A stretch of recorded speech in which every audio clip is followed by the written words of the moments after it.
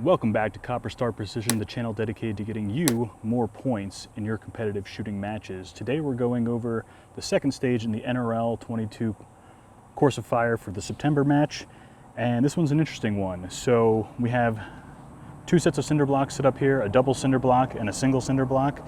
They're reversed from the picture just so you can see what I'm going to do better from this angle, but typically this one would be on the left of the double cinder block.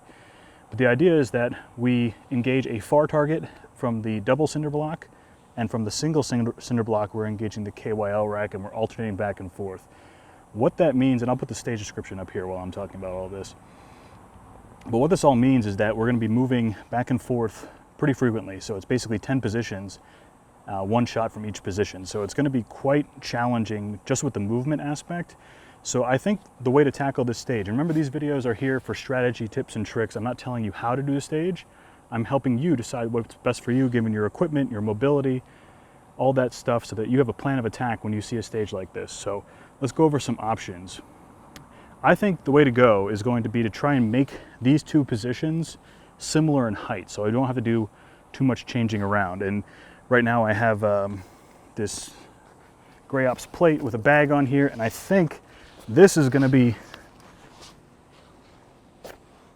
quite difficult when it comes to trying to go prone. It would be nice if we could go prone here, because on this single cinder block we're going to be doing the KYL target, the hardest targets to hit.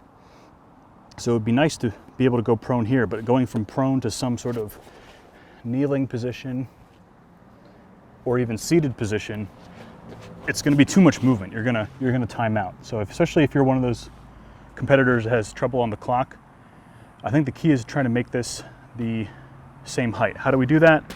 Depending on, pick the biggest bag you have. That's a OG Game Changer.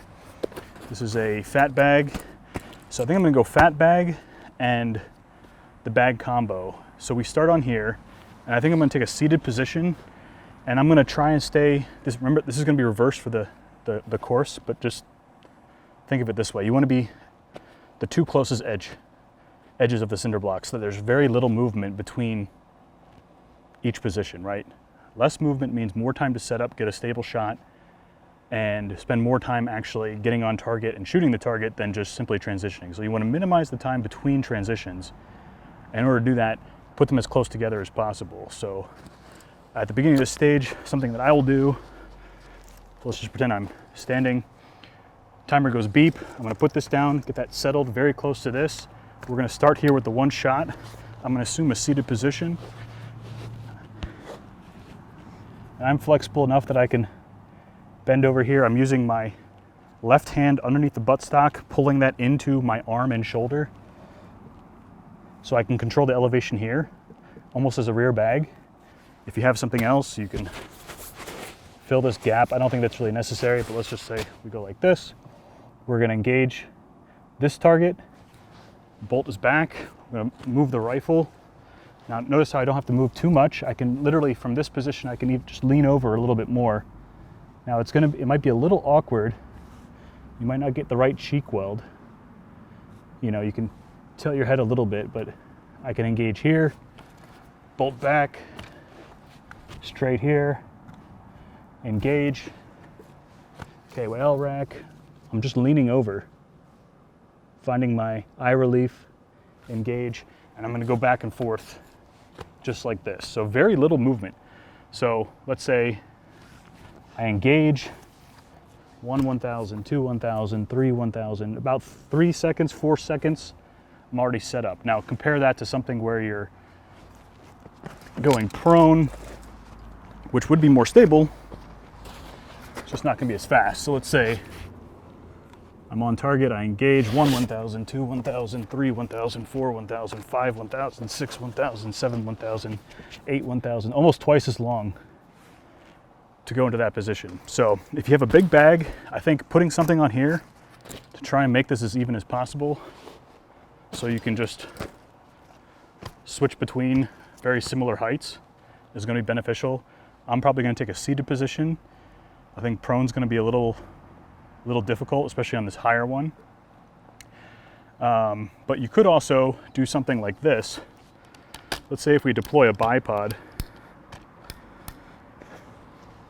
and forget this. Let's say you don't have a fat bag. So on the first position, we'll start here as normal. We're going to engage, bolt back, and then we're just going to lift and come down. So notice how with the bipod legs deployed like this, the rifle is almost at the same height as the other two cinder blocks. So if you don't have a big bag, maybe use the bipod method. Bipod here. Or, you know, if you're a little taller, this might be even more comfortable. You could wedge a bag in here to get even more stability like that. Engage here, come down. Probably don't need that for this height. Engage. So because it's 10 positions, one shot each, I think the challenge is going to be minimizing the transition between these two. So hopefully those tips and tricks worked. I don't think you want to pile too much stuff on top of each other, but I mean, you could get ridiculous like this and just go back and forth. But you know, if you have a big bag, probably wouldn't hurt to use it and try and make these as similar in height as possible. One thing you shouldn't do is put the bipod on the ground, because the rifle needs to be supported by the cinder block. So even if you have a tall bipod like this, I don't think that's really in the spirit of the rules when it comes to engaging off of the, technically you're touching the cinder block, and plus here you'd have to get really low and prone anyway. So for me, it's going to be a seated position. I don't think kneeling is going to do it. I can probably get into a kneeling position here. Something like this. That's not bad. I'm a little bit stressing my neck. So you're gonna have to toy around and figure out what works for you. So these blocks are roughly 7 inches tall-ish.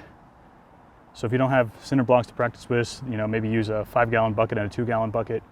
But I think the key is going to be making this lower block the same height as the 2 blocks, so you can transition quickly between both. So hopefully that gave you some ideas on how you might tackle this stage.